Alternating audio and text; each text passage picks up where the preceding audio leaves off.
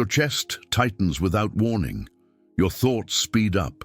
Your body feels like it's bracing for something, but nothing visible is happening.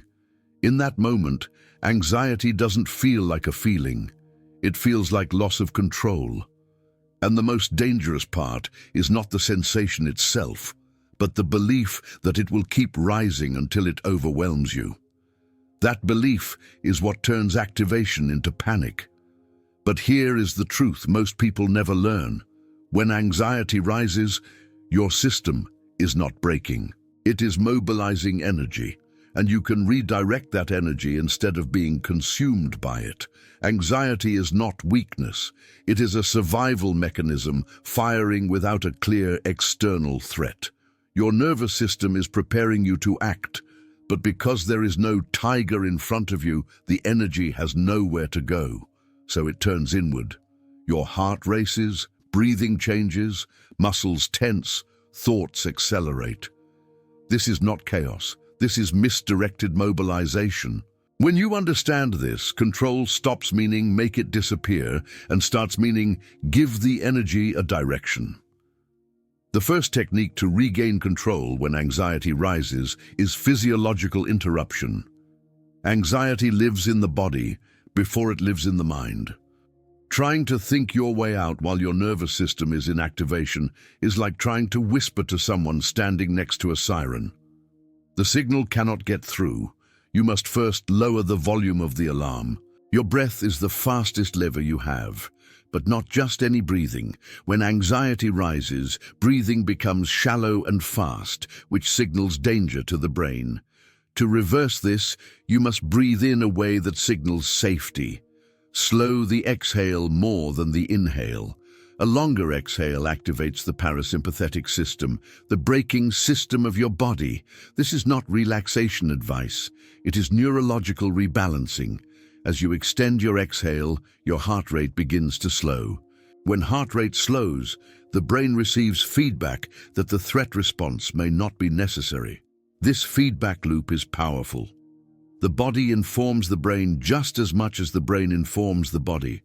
By changing the breathing pattern, you send corrective data into the system. While doing this, place attention on one physical point of contact: your feet on the floor, your back against a chair, your hands touching each other. Anxiety pulls attention into abstract future scenarios. Physical sensation brings attention back to the present moment, where no immediate threat exists. Presence reduces projection. Reduced projection lowers activation. You are not trying to eliminate anxiety instantly. You are lowering its momentum, and momentum is everything. Once the physiological surge slows, the mind becomes reachable again. If you've ever felt anxiety rising and thought, "It's getting worse, I'm losing control," pause and consider this. The rise often comes from fighting the sensation itself. Resistance adds tension. Tension increases sensation. The loop escalates. The shift is subtle but critical. Instead of resisting the surge, allow the physical sensations to exist while you regulate breathing. Allowing does not mean liking. It means removing the secondary layer of fear. The second technique is cognitive containment. Anxiety expands when thoughts become global and catastrophic. What if everything goes wrong? What if I can't handle this? These thoughts are not solutions. They are amplifiers. To regain control, you must reduce the scope of thinking. Ask one precise question. What is actually happening right now, in this moment? Not later, not tomorrow. Right now. Usually the answer is simple. You are sitting, standing, breathing, safe. The mind may be predicting disaster, but the present moment often contains no immediate danger. Then narrow the field further. What is the next small action available to me? Anxiety freezes you in the abstract. Action grounds you in the concrete. Small action restores agency. Agency reduces helplessness, and helplessness is fuel for anxiety. You do not need to solve your entire life in that moment. You need one step. Drink water, stand up, write one sentence, send one message. When the brain shifts from rumination to action, energy moves outward instead of circulating internally. The third technique is attentional redirection through structured focus. Anxiety scatters attention across imagined futures. You regain control by giving your mind a defined object to process. This is not distraction, it is channeling. Choose something with structure, counting backward in fixed intervals, naming objects you see with specific detail, repeating a short phrase in rhythm with breathing. Structure occupies cognitive bandwidth. When bandwidth is occupied intentionally, intrusive projections lose space to grow. Think of attention like a beam. When unfocused, it illuminates every possible threat. When focused, it illuminates one thing clearly. Clarity reduces uncertainty. Uncertainty drives anxiety. While doing this, notice that anxiety is energy, not command. You can feel activation without obeying every thought it produces. Sensation does not equal instruction. This separation is control. The fourth technique is reframe through function. Anxiety feels like malfunction, but biologically it is protection. Your system is trying to help, just with outdated information. When you mentally label the experience as "my body trying to protect me," you reduce the sense of internal conflict. Conflict amplifies stress. Cooperation reduces it. Say internally, "This is activation, not danger." Language influences interpretation. Interpretation influences physiology. When the brain perceives a sensation as manageable, stress hormones decrease more quickly. You are not broken when anxiety rises. Your system is powerful. It just needs guidance. Breath slows the surge. Focus narrows the field. Action restores agency. Reframing reduces fear of the sensation itself. Control is not the absence of anxiety. It is the ability to respond to it with direction instead of panic. And every time you apply these techniques, you teach your nervous system that activation does not mean catastrophe. Over time, the peaks lower. Recovery shortens, confidence grows. If this perspective is helping you see anxiety differently, take a moment to reflect on which of these techniques you can apply first the next time activation rises. Awareness before the surge creates readiness during it, and readiness is control. When anxiety rises, the experience feels immediate, urgent, and absolute. It convinces you that something must be solved now, even if nothing concrete is happening. This sense of urgency is not random. It is the result of your nervous system shifting into a survival state where speed matters more than accuracy. In survival mode, the brain prioritizes rapid reaction over rational evaluation. That is useful when facing real danger. But when the threat is internal or imagined, the same system creates unnecessary alarm. Regaining control means slowing the internal clock so your higher cognitive systems can re-engage. Anxiety accelerates perception. Thoughts race because your system is trying to anticipate outcomes before they occur, but anticipation without immediate action is just mental overdrive. The faster your thoughts move, the more convincing they seem. Speed creates intensity. Intensity creates belief. The cycle reinforces itself. One powerful shift is temporal grounding. Instead of trying to solve the future, you anchor yourself in a measurable present. Notice the current minute, the room temperature, the sound environment, the weight of your body. These details seem insignificant, but they anchor your perception in real time instead of projected time. Anxiety exists largely in imagined timelines. Reality exists in the present sensory field. When you deliberately observe present details, you engage cortical regions responsible for orientation and awareness. These regions reduce the dominance of the limbic alarm system. Orientation signals safety. Safety reduces urgency. Reduced urgency lowers anxiety's intensity.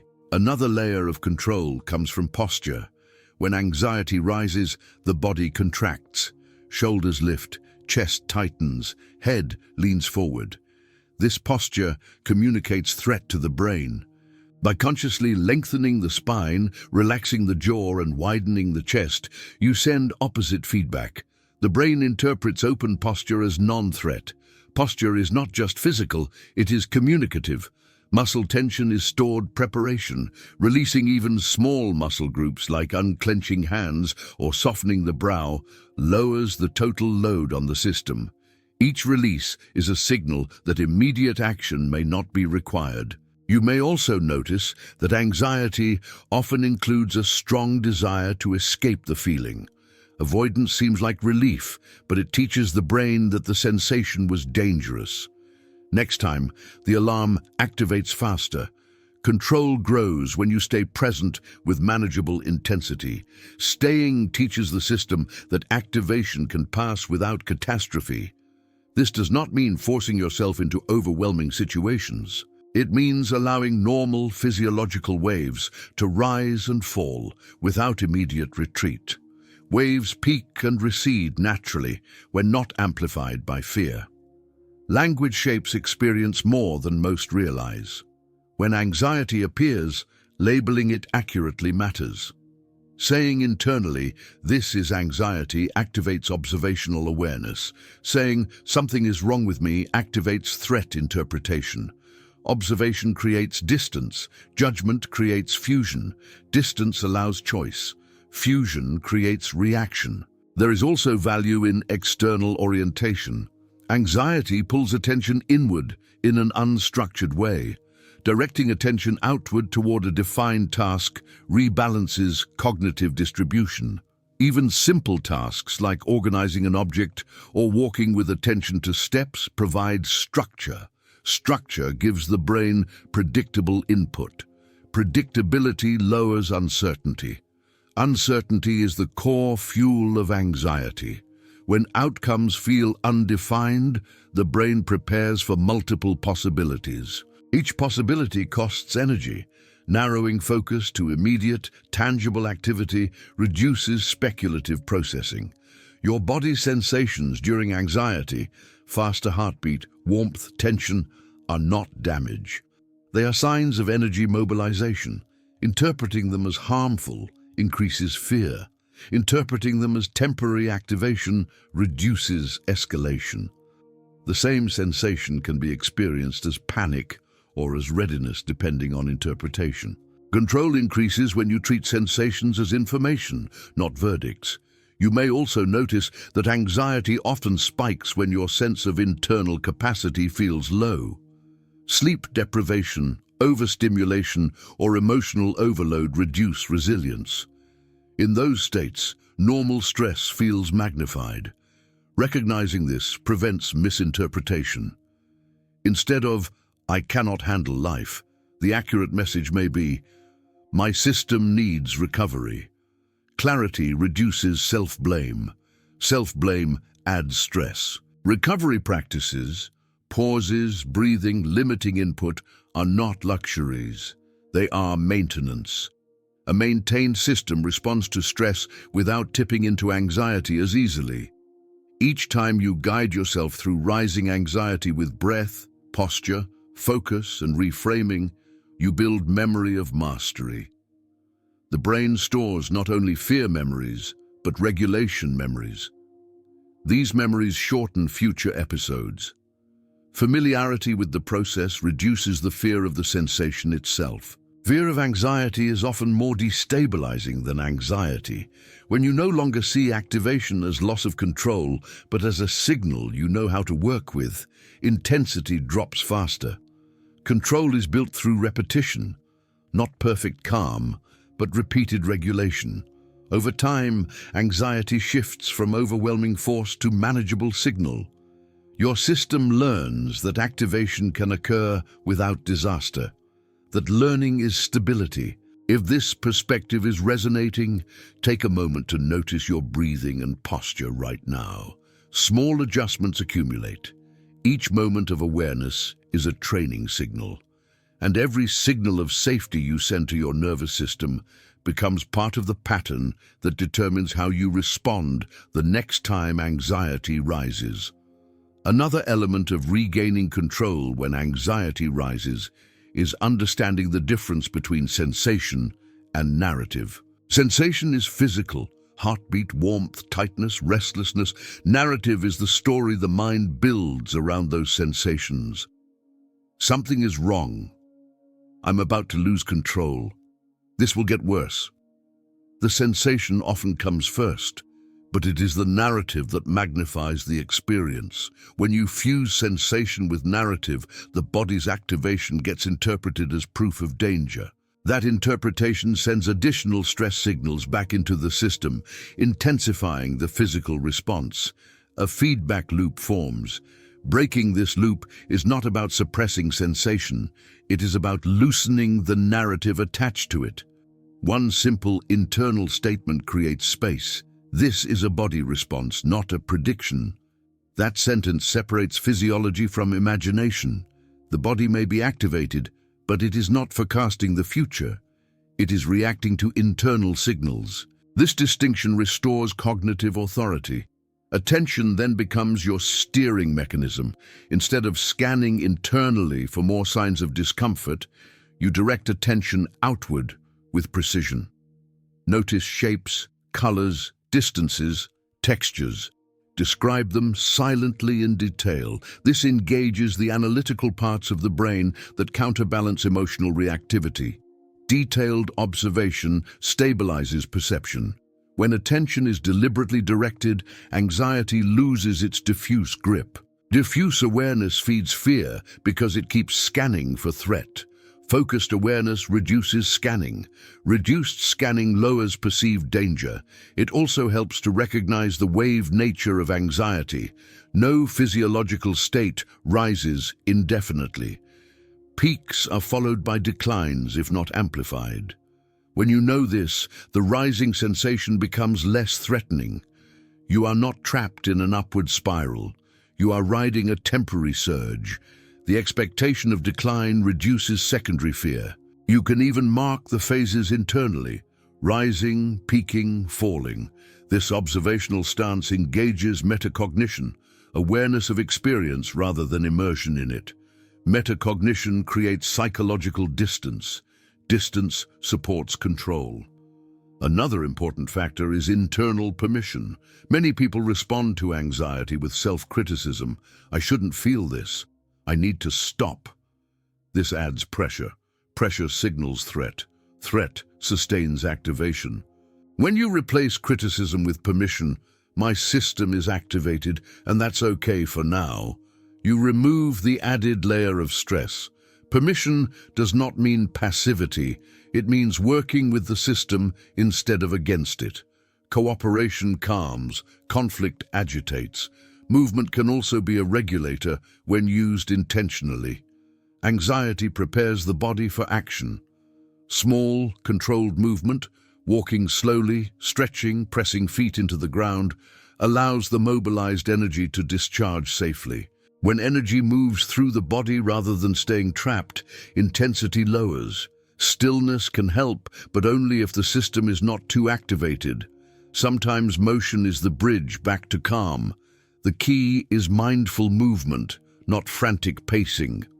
Deliberate rhythm communicates stability. Another layer of control comes from reducing sensory overload.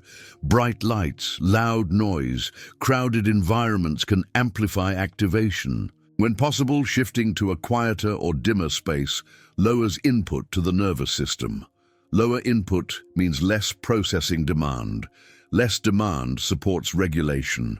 Your environment influences your internal state continuously. Adjusting it is not avoidance, it is strategic regulation. There is also a cognitive shift that transforms the experience: curiosity. Instead of seeing anxiety as an enemy, you observe it as a phenomenon. Where do I feel it? How does it change with breath? Curiosity activates learning systems instead of fear systems. Learning systems reduce threat perception. Curiosity turns the experience from something happening to you into something you are studying. This shift restores agency. Over time, these practices recondition your response. The brain learns that activation does not automatically lead to loss of control. Familiarity reduces novelty. Reduced novelty lowers alarm. You may still experience anxiety, but the relationship changes. Instead of escalation, there is navigation. Instead of panic, there is process. Every regulated response becomes evidence. Evidence builds confidence. Confidence reduces baseline anxiety because the fear of future episodes decreases. Remember, control is not the elimination of all activation. It is the ability to remain oriented, to guide attention, to regulate physiology, and to choose response rather than react automatically. These capacities grow with practice. If you are noticing even slight shifts while reading this, a slower breath, a bit more space between sensation and thought, that is regulation in action. Small shifts matter. They accumulate into patterns, and patterns shape how your system responds when anxiety rises again. At a deeper level, regaining control when anxiety rises is about restoring a sense of internal leadership. Anxiety feels overwhelming not only because of the sensations, but because it creates the impression that something inside you has taken command. Your thoughts speed up, your body reacts, and it seems as though you are being driven rather than driving. The work then is not to suppress the system, but to step back into the role of guide. Guidance begins with recognition. Anxiety is a state, not your identity. States change, identities feel fixed. When you tell yourself, "I am anxious," the state fuses with who you are. When you say, "Anxiety is present," you create separation. Separation allows influence.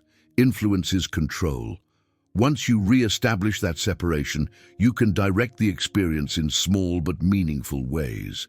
Tone of inner speech matters. Harsh commands create internal resistance. Calm, clear direction reduces conflict. Internally saying, "Slow down," in a steady mental tone is different from "Stop this now." The first invites regulation. The second implies danger. Another dimension of leadership is pacing.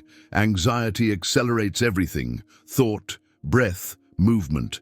You counteract acceleration with deliberate slowness. Slower gestures, slower speech, slower transitions between actions. When the body moves slowly, the brain receives signals that urgency may not be required. Slowness is not inefficiency in this context. It is recalibration. There is also power in narrowing the time frame of your awareness. Anxiety expands awareness into hypothetical futures. Leadership brings it back to immediate steps. You are not responsible for solving every possible outcome in that moment. You are responsible only for the next manageable action. When you define that action clearly, your system stabilizes around it. Defining one action is like setting coordinates in a storm. It gives direction amid turbulence. You may also notice that anxiety often carries a demand for certainty. The mind wants guarantees that nothing bad will happen. But certainty is rarely available. Leadership involves accepting uncertainty without surrendering function. You do not need absolute assurance to take a small step. You need sufficient stability to move forward. Each small step builds momentum in the direction of competence rather than fear. Another regulating factor is memory. During anxiety, the mind forgets previous experiences of coping. It acts as if the current surge is unprecedented. Deliberately recalling times you felt activation and moved through it restores perspective. Memory counters exaggeration. Exaggeration fuels panic. Perspective reduces intensity by placing the current state within a larger narrative of resilience. Physical orientation also plays a role. Looking around slowly and letting your gaze land on stable objects helps the brain map the environment. Environmental mapping activates systems related to safety and orientation. Orientation reduces the sense of internal chaos. You can even use temperature to influence state. Cool water on the face or holding something cold stimulates reflexes that slow heart rate. These reflexes are direct physiological regulators. Regulation through the body bypasses overactive cognition. As you practice these techniques, you're not just managing individual episodes. You're teaching your nervous system new patterns. Repeated experiences of safe regulation reshape baseline reactivity. What once triggered strong surges becomes more manageable. Thresholds shift. Over time, you begin to notice earlier signals. Subtle tension, slight restlessness. Responding at these early stages prevents escalation. Early response is easier than late intervention. Awareness grows with practice. Control then becomes proactive rather than reactive. You recognize activation sooner and guide it gently before it intensifies. It is also important to understand that anxiety often arises when internal needs have been overlooked. Rest, boundaries, emotional processing. Episodes can serve as information. Instead of seeing them only as problems, you can ask, what might my system be signaling? This question shifts you from battle to dialogue. Dialogue fosters adjustment. Adjustment reduces future overload. None of this requires perfection. Control develops through many imperfect attempts. Some days, regulation will feel easier than others. Variability is normal. What matters is returning to the practices rather than abandoning them. Each time you remain present with rising anxiety and apply even one technique, you reinforce a different pathway. Over time, these pathways become default responses. If you reflect on everything explored, breathing, grounding, focus, reframing, pacing, orientation, you may see that control is multidimensional. It involves body, attention, language, and interpretation. You have influence in each domain. When you use that influence, anxiety shifts from a force that controls you into a signal you can navigate. That shift changes not only episodes of anxiety, but your overall relationship with stress. And as that relationship changes, a quiet confidence emerges, not the confidence that anxiety will never appear, but the confidence that when it does, you know how to meet it without losing yourself.